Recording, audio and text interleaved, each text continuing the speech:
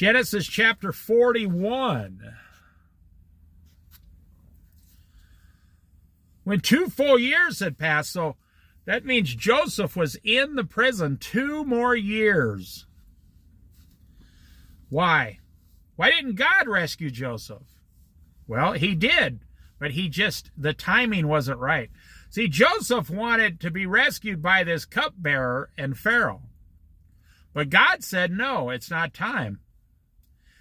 The timing is wrong. Joseph, you're in prison falsely.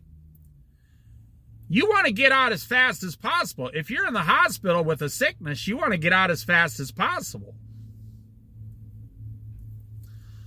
Whatever it is, that's very uncomfortable to your life, you want it to stop immediately. But what about God's timing? Joseph should have asked God, when will you get me out of this prison? And God would have probably told him, but he probably wasn't asking that. So 2 years went by because I'm telling you how God works. That was God's perfect timing for this story. That may make you uncomfortable if you're Joseph in prison. But, then God makes it up later. Not that God has to make it up, but God might take things away from you. And you think you're losing everything, but God doesn't want you to have certain things, or he wants you to suffer just a little bit to teach you a lesson, to not go away from him. But then later on, he blesses you like tenfold. You have 10 times better things than you've ever had in your entire life by the hand of God. I've seen it happen many times. 2 full years have passed. Pharaoh had a dream. Okay, now Pharaoh has a dream. You see, God is working on Pharaoh to make these big, huge things happen. He was standing by the Nile River when in his dream, when out of the river came up 7 cows, sleek and fat, and they grazed among the reeds. These are some beautiful cows. After them, 7 other cows, ugly and gaunt, meaning starving, came up out of the Nile and stood beside those on the riverbank. And the cows that were ugly and gaunt ate up the 7 sleek and fat cows.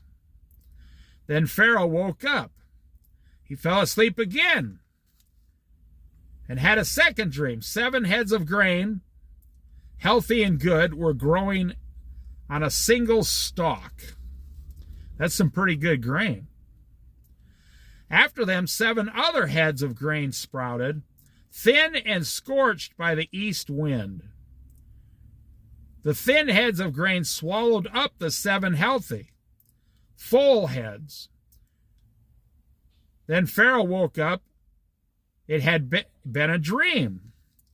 In the morning, his mind was troubled, so he sent for all the magicians and wise men of Egypt.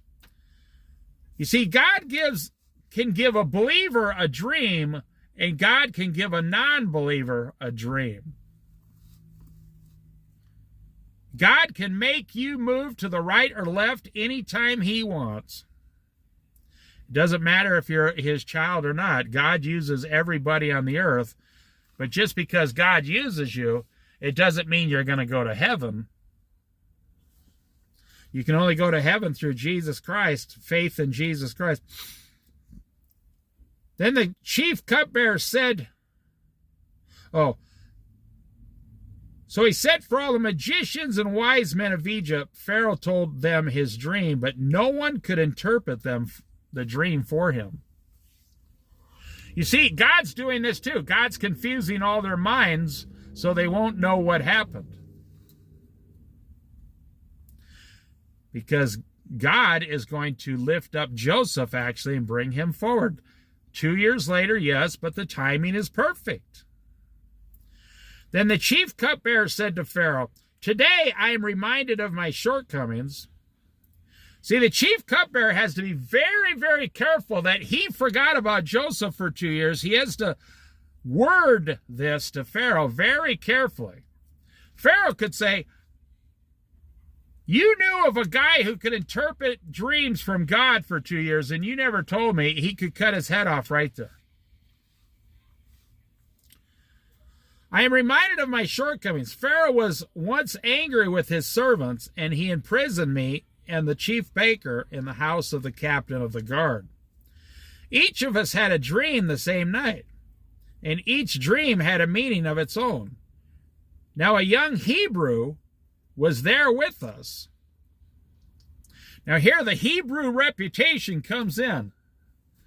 The Hebrew reputation, Hebrews had a good reputation. They could read, they could write, they could do math, they could build things, they knew how to silversmith, they knew everything.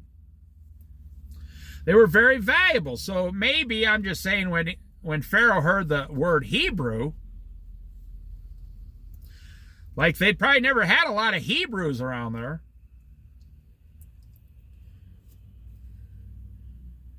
We told him our dreams. He's the captain of the guard. We told him our dreams, and he interpreted them for us, giving each man the interpretation of his dream, and things turned out exactly as he interpreted them to us.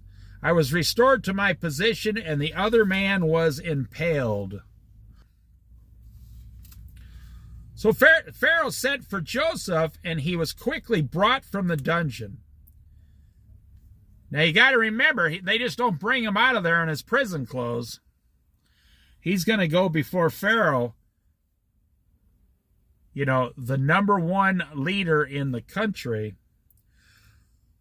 So they had shaved his head, changed it. When he had shaved and changed his clothes, not his head, when he had shaved and changed his clothes, he came before Pharaoh.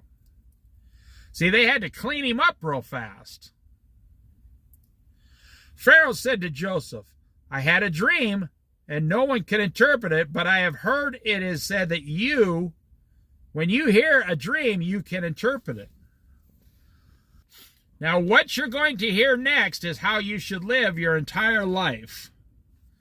You should always live your life exactly like Joseph says here. Joseph replied, I cannot do it. Joseph replied to Pharaoh, but God will give Pharaoh the answer he desires.